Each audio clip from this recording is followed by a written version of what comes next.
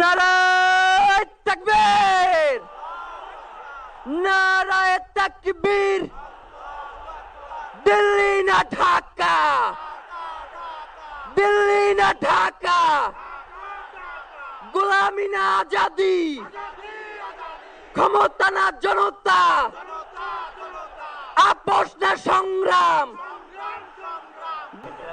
শহীদ শরীফ ওসমান হাদির পরিবারের পক্ষ থেকে বক্তব্য রাখবেন ইনকিলাব মঞ্চের সদস্য সচিব আব্দুল্লাহ আল জাবের।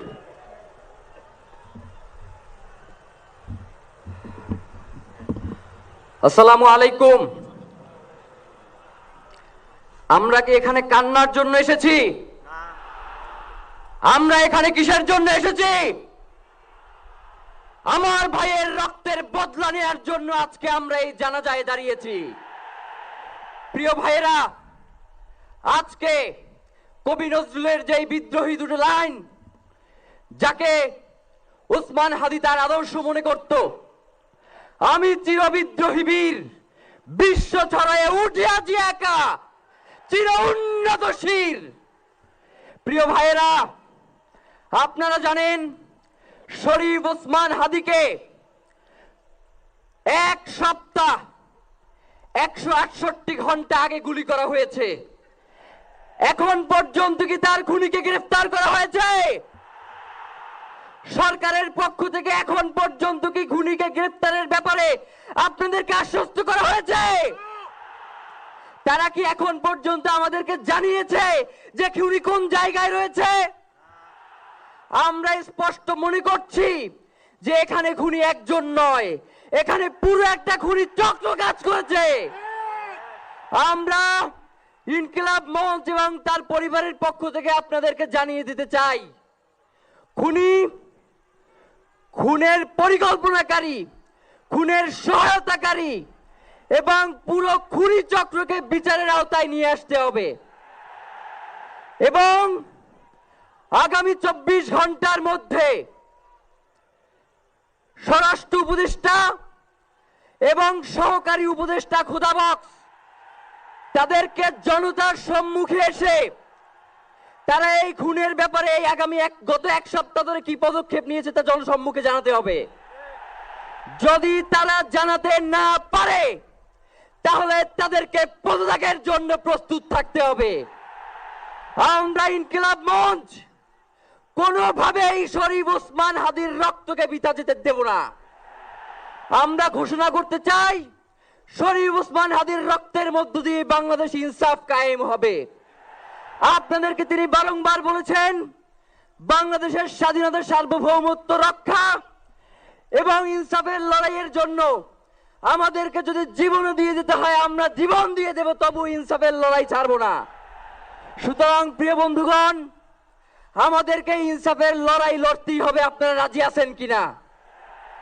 এবং সেই সাথে আমরা আরো বলতে চাই, সিভিল মিলিটারি ইন্টেলিজেন্সের মধ্যে ঘাপটি মেরে বসে থাকা আওয়ামী দোসরদেরকে চিহ্নিত করে গ্রেফতার করতে হবে। প্রিয় সংগ্রামী বন্ধুগণ, শরীফ ওসমান হাদির পরিবারকে জানানো হয়, রাষ্ট্রের পক্ষ থেকে আপনাদেরকে যদি কোনো সুবিধা দরকার হয় আপনারা আমাদেরকে বলবেন। আমরা শরীফ ওসমান হাদির পরিবার থেকে রাষ্ট্রকে জানাতে চাই, যদি এই রাষ্ট্রকে রক্ষা করতে শরীফ ওসমান হাদির পরিবারের 5 সদস্য, তার ভাই এবং বোনদের যদি রক্ত লাগে তারা দেওয়ার জন্য প্রস্তুত রয়েছে। তবুও এই খুনিদেরকে চিহ্নিত করে বিচারের মুখোমুখি করতে হবে। আমরা আপনাদেরকে আরেকটা ঘোষণা দিয়ে আজকের বক্তব্য শেষ করতে চাই, ওসমান হাদির নিরাপত্তার জন্যই কোন জায়গা থেকে তার লাশ নিয়ে যাওয়া হবে আমরা জানি না। ওসমান হাদি ভাই কি মৃত? তিনি আমাদের লক্ষ কোটি তরুণের মধ্যে জীবিত রয়ে যাবেন ইনশাআল্লাহ। আপনাদেরকে জানিয়ে দিতে চাই, কোন ধরনের সহিংসতা ছাড়া আমরা যেহেতু ওসমান হাদির লাশকে আমরা জাতীয় কবি কাজী নজরুলের পাশে দাফন করার ব্যবস্থা করতেছি, আপনারা সবাই এই প্রোগ্রাম শেষে জনতা মিছিল নিয়ে শাহবাগে চলে যাবেন। আমরা ওখানে গিয়ে আপনাদের সাথে দাফনের পরে কথা বলবো। হয় বাংলাদেশের স্বাধীনতা, সার্বভৌমত্ব থাকবে, বাংলাদেশের ইনসাফ কায়েম হবে, নয়তো আমরা বাংলাদেশের জন্য রক্ত দেওয়ার জন্য সবাই প্রস্তুত রয়েছি।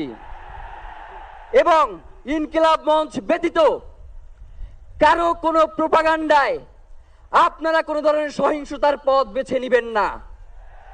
আমরা ইনকিলাব মঞ্চের পক্ষ থেকে আপনাদেরকে জানাবো কখন কি ব্যবস্থা গ্রহণ করতে হবে।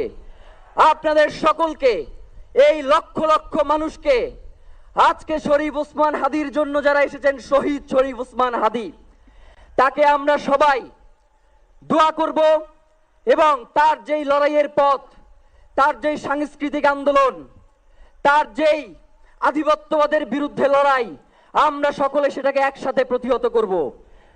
বাংলাদেশ জিন্দাবাদ, ইনকিলাব জিন্দাবাদ, নারায়ে তাকবীর, নারায়ে তাকবীর।